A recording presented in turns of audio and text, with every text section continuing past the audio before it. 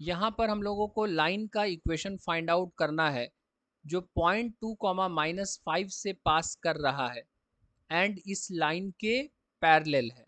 Okay, तो इस question को डिस्कशन करने से पहले हम लोग कुछ कॉन्सेप्ट्स को रिकॉल कर लेते हैं। ओके, पहला कॉन्सेप्ट समझिएगा कि अगर लाइन का इक्वेशन जनरल फॉर्म में दिया हुआ है, कहने का मतलब इस लाइन का इक्वेशन दिया हुआ है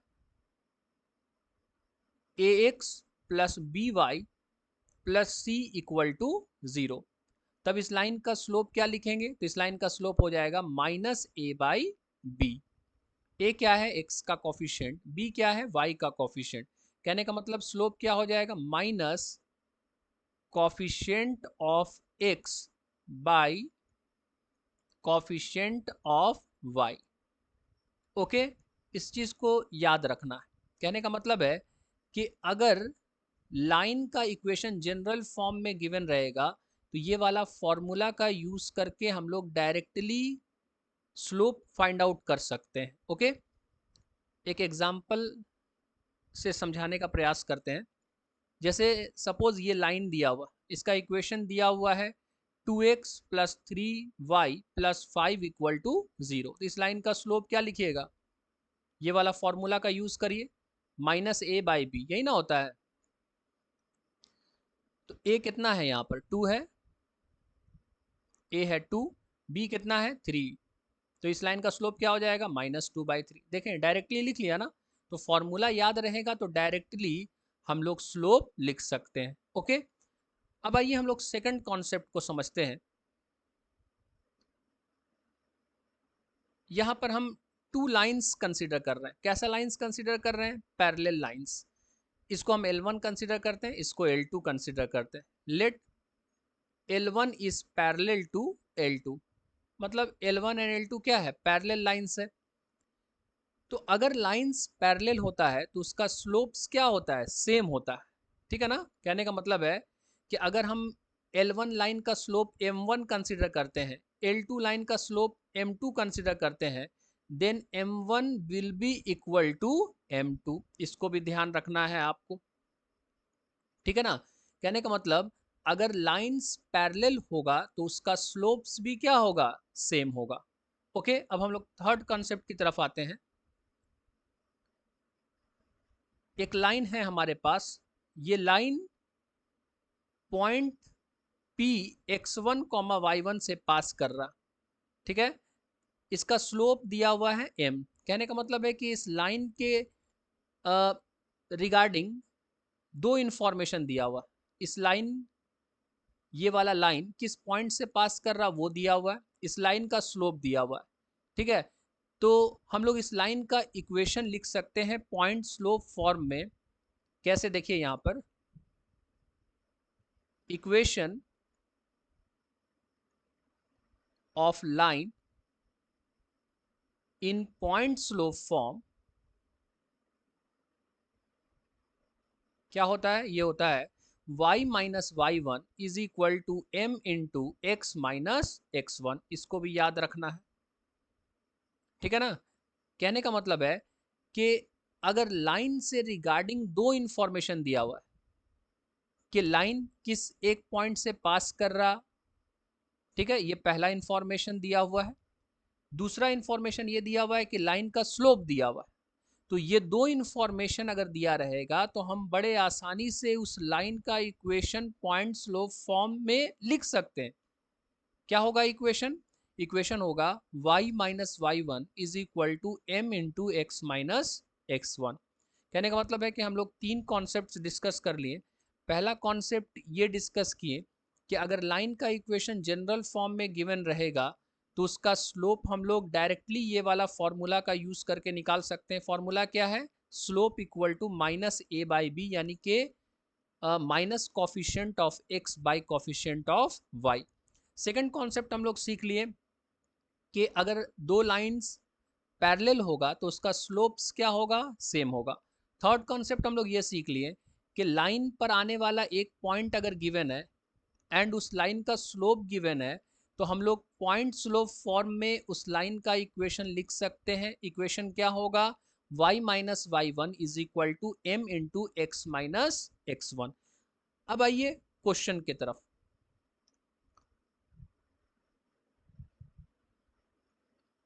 पहले हम लोग इस क्वेश्चन को मेथड 1 से बनाएंगे, उसके बाद मेथड 2 से बनाएंगे। ओके, क्वेश्चन क्या दिया हुआ है? क्वेश्चन ये दिया हुआ है कि लाइन का इक्वेशन फाइंड आउट करना है। जिस लाइन का इक्वेशन फाइंड आउट करना उसको हम लोग कह रहे हैं रिक्वायर्ड लाइन। तो ये हो गया रिक्वायर्ड लाइन, ठीक है। ये रिक्वायर्ड लाइन किस पॉइंट से पास कर रहा है? तो ये पास कर रहा है 2, -5 से। तो ये पास कर रहा है 2, -5 से। और ये रिक्वायर्ड लाइन किसके पैरेलल है? तो इस लाइन के पैरेलल है। इसका इक्वेशन दिया हुआ है, इसका इक्वेशन दिया हुआ है 3x + 2y - 4 = 0। ठीक है, अभी हम लोगों ने पढ़ा है कि लाइन का इक्वेशन अगर जनरल फॉर्म में दिया रहेगा तो इसका स्लोप हम लोग लिख सकते हैं ना। क्या होगा स्लोप? स्लोप होता है -a/b, यानी कि स्लोप क्या हो जाएगा? -3/2। इस लाइन का स्लोप क्या हो गया? -3/2। ओके, अब देखिए ये रिक्वायर्ड लाइन का हम लोगों को इक्वेशन फाइंड आउट करना है। ये इस रिक्वायर्ड लाइन पर एक पॉइंट गिवन है। अगर इस रिक्वायर्ड लाइन का स्लोप भी मिल जाए तो बड़े आसानी से पॉइंट स्लोप फॉर्म में इस लाइन का इक्वेशन लिख सकते हैं ना। तो इसका स्लोप कैसे मिलेगा? तो देखिए कह रहा है ना क्वेश्चन में कि ये रिक्वायर्ड लाइन इस लाइन के पैरेलल है। तो पैरेलल लाइंस का स्लोप क्या होता है? सेम होता है। इसका मतलब जो स्लोप इस लाइन का होगा वही स्लोप इस लाइन का होगा। कहने का मतलब रिक्वायर्ड लाइन का स्लोप डायरेक्टली नहीं दिया है, बात समझ में आ रहा ना, इनडायरेक्टली दिया। अगर ये दे दिया कि रिक्वायर्ड लाइन इस लाइन के पैरेलल है तो इसका मतलब रिक्वायर्ड लाइन का भी स्लोप दे दिया, लेकिन डायरेक्टली नहीं, इनडायरेक्टली दिया है। बात समझ में आ रहा ना।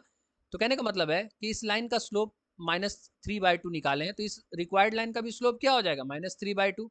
इसका मतलब इसका स्लोप क्या हो जाएगा? -3/2। इसको x1 मानते हैं, इसको y1। अब बताइए रिक्वायर्ड लाइन पर आने वाला एक पॉइंट पता है हम लोगों को, इस रिक्वायर्ड लाइन का स्लोप भी पता चल गया है, तो क्या इस रिक्वायर्ड लाइन का इक्वेशन नहीं लिख सकते हैं? बिल्कुल लिख सकते हैं, बड़े आराम से लिख सकते हैं। तो क्या होगा इक्वेशन रिक्वायर्ड लाइन का? तो यहां पर लिखते हैं इक्वेशन ऑफ रिक्वायर्ड लाइन क्या हो जाएगा बताइए? पॉइंट स्लोप फॉर्म में, in point slope form, point slope form क्या हो जाएगा? ये हो जाएगा y - y1 = m into x minus x one. Put कर दीजिए, y1 क्या दिया हुआ? -5, m क्या है? -3/2, x माइनस x1 क्या है? 2। ये हो गया। देखिए अगर इक्वेशन इस तरह से लिखिएगा तो हम कहेंगे कि इक्वेशन लाइन का किस फॉर्म में हम लिखे हैं? पॉइंट स्लोप फॉर्म में।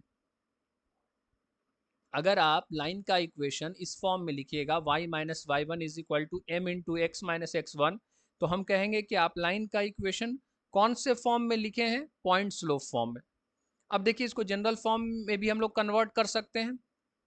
इसको इस तरह से कर लिया y + 5 = -3/2 x - 2। ठीक है, क्रॉस मल्टीप्लीकेशन करिए, y + 5 = -3x - 2, 2y + 10 = -3x + 6। यहाँ से इक्वेशन क्या आ जाएगा? 3x + 2y + 4 = 0। ये रिक्वायर्ड लाइन का इक्वेशन आ जाएगा। तो मेथड 1 से हम लोग इस तरह से रिक्वायर्ड लाइन का इक्वेशन फाइंड आउट कर लेते हैं। ओके, अब देखिए मेथड 2 से कैसे फाइंड आउट करेंगे रिक्वायर्ड लाइन का इक्वेशन। यहां पर देखिएगा, मेथड 2 को डिस्कस करने से पहले एक कॉन्सेप्ट हम लोग सीख लेते हैं, फैमिली ऑफ। देखिएगा यहां पे हम लोग सीख लेते हैं उस चीज को, family of parallel lines. Parallel lines, एक लाइन हम लोग यहां पर कंसीडर कर रहे हैं, एक लाइन कंसिडर करते हैं, इसका इक्वेशन कंसिडर कर लेते हैं ax plus b y plus c equal to 0। अब बताइए तो इसके पैरेलल कितना लाइंस पॉसिबल है? तो अगर बात करिएगा इसके पैरेलल कितना लाइंस पॉसिबल है, तो इसके पैरेलल तो इनफाइनाइट लाइंस पॉसिबल है। देखिए इनफाइनाइट लाइंस पॉसिबल है। अगर बोलिएगा कि इस लाइन के पैरेलल कितना लाइंस पॉसिबल, तो इनफाइनाइट लाइंस पॉसिबल है कि नहीं है? तो ये सारे इनफाइनाइट लाइंस का जो कलेक्शन होगा, ये सारे इनफाइनाइट लाइंस का जो कलेक्शन होगा, जो सेट होगा, उसको हम लोग क्या कहते हैं? उसको कहते हैं फैमिली ऑफ पैरेलल लाइंस। ठीक है ना? इसका मतलब है कि set of all parallel lines, ठीक है, is known as family of parallel lines.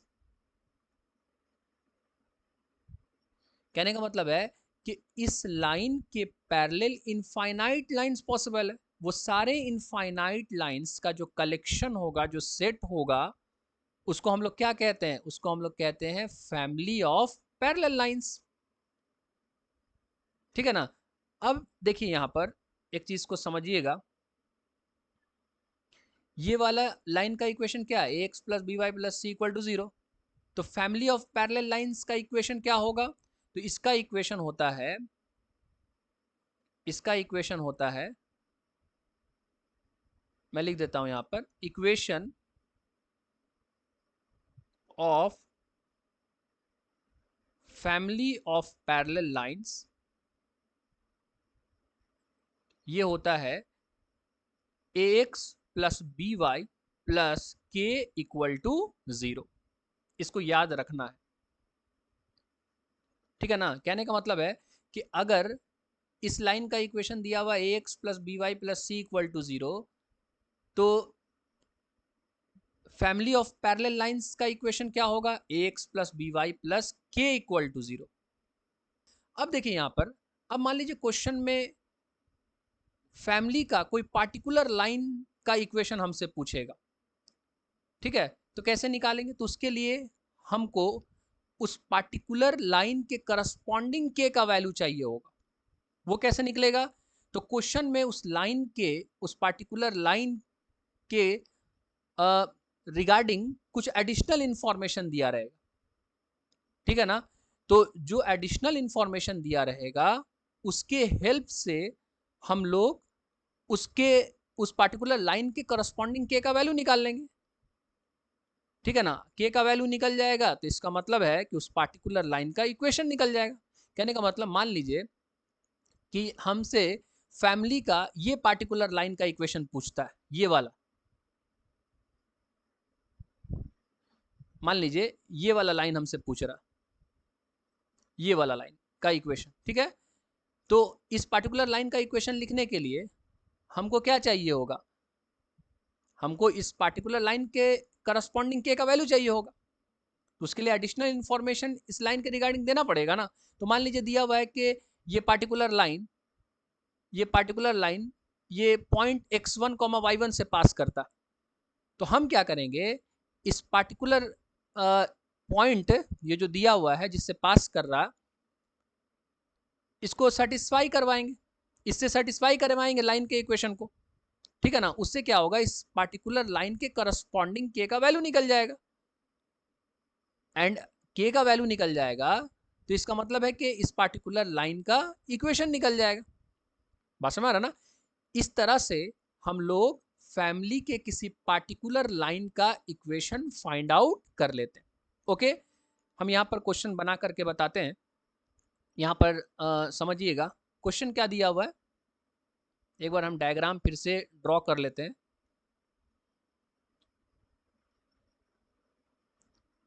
ये दिया हुआ है रिक्वायर्ड लाइन। ठीक है, ये है रिक्वायर्ड लाइन। ये किस पॉइंट से पास कर रहा? तो ये पास कर रहा P 2, -5 और ये रिक्वायर्ड लाइन इस लाइन के पैरेलल है। इस लाइन का इक्वेशन क्या दिया हुआ है, 3x plus 2y minus 4 equal to 0, ये ना दिया हुआ है। अब यहां पर देखिएगा कि हमको क्या फाइंड आउट करना है, रिक्वायर्ड लाइन का इक्वेशन फाइंड आउट करना है। तो हम कैसे फाइंड आउट करेंगे, तो देखिए यहां पर ये वाला लाइन गिवन है ना, इस लाइन के पैरेलल कितना लाइन संभव होगा, इनफाइनाइट लाइन संभव होगा, होगा कि नहीं होगा, इनफाइनाइट लाइन संभव होगा, इनफाइनाइट लाइंस पॉसिबल होगा, होगा कि नहीं होगा, इनफाइनाइट लाइंस पॉसिबल होगा। देखिए हम यहां पर कुछ लाइंस को बना दे रहे हैं,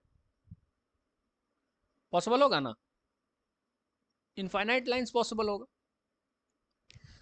अब यहां पर देखिएगा कि तो ये क्या हो गया, ये हो गया फैमिली ऑफ पैरेलल लाइंस। तो फैमिली ऑफ पैरेलल लाइंस, तो इस फैमिली का ये वाला पार्टिकुलर लाइन हमसे पूछ रहा ना, इसका इक्वेशन पूछ रहा ना। तो बताइए ये वाला लाइन का इक्वेशन दिया हुआ है 3x plus 2y minus 4 equal to 0। तो फैमिली ऑफ पैरेलल लाइंस का इक्वेशन क्या होगा, तो यहां पे हम लिखते हैं हियर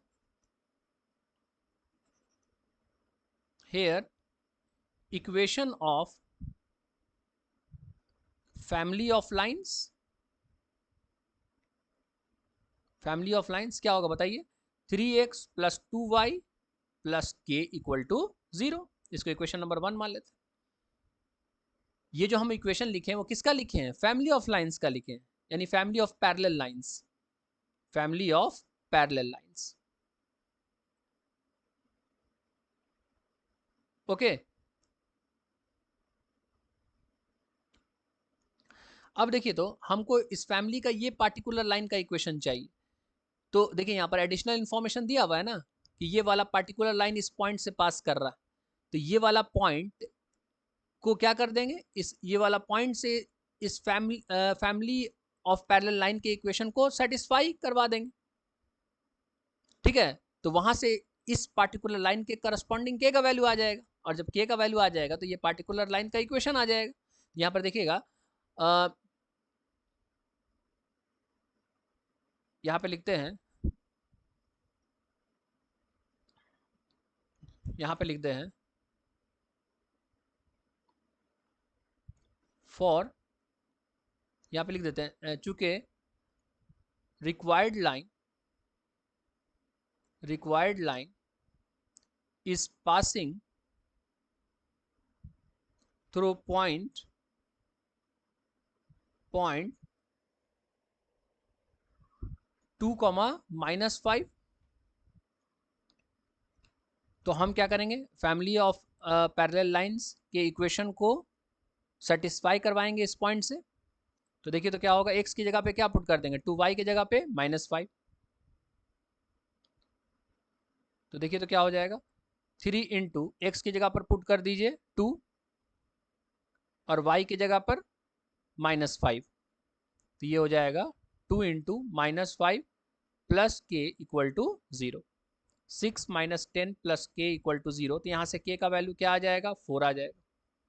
इसीलिए इक्वेशन ऑफ रिक्वायर्ड लाइन देखिए तो ये जो के का वैल्यू निकला है वो इस रिक्वायर्ड लाइन के करस्पॉन्डिंग निकला। बात समझ आ रहा है ना, क्योंकि हर लाइन के करस्पॉन्डिंग अलग अलग के का वैल्यू आएगा। बात समझ आ रहा है ना, जैसे ये वाला लाइन का अगर बात करेंगे तो इसके करस्पॉन्डिंग अलग के का वैल्यू आएगा, इस लाइन का बात करेंगे तो इसके करस्पॉन्डिंग के का वैल्यू अलग आएगा। बात समझ आ रहा ना, हर लाइन का अपना के का मान होगा। तो अगर इस पार्टिकुलर लाइन के करस्पॉन्डिंग के का वैल्यू चाहिए तो कितना होगा, के इक्वल टू 4 होगा। बात समझ आ रहा ना, इसीलिए इक्वेशन ऑफ रिक्वायर्ड लाइन क्या होगा, तो यहाँ पर फैमिली ऑफ पैरेलल लाइंस के इक्वेशन में के की जगह पे क्या रख देंगे, 4 रख देंगे। तो ये पार्टिकुलर लाइन यानी इस रिक्वायर्ड लाइन का इक्वेशन फाइंड आउट हो जाएगा। तो के कहने का मतलब के इक्वल टू 4 से कौन सा लाइन फोकस होगा, ये वाला ना, ये वाला ना लाइन हाईलाइट होगा। बात समझ में आ रहा ना, तो यहाँ पर इक्वेशन ऑफ रिक्वायर्ड लाइन हो जाएगा, क्या हो जाएगा, 3x plus 2y, 3x plus 2y is plus 4 equal to 0। देखिए मेथड 1 से भी यही आया था, मेथड 2 से भी यही आया। ठीक है, तो इस तरह से हम लोग दोनों मेथड्स का यूज करके हम लोग इस क्वेश्चन को बना सकते हैं। ठीक है, मेथड 2 समझ में आ जाएगा तो ये भी काफ़ी इजी रहेगा बनाने के लिए, कोई इशू नहीं। ओके, अगर डाउट होगा तो कमेंट सेक्शन में पूछेगा। Okay, thank you.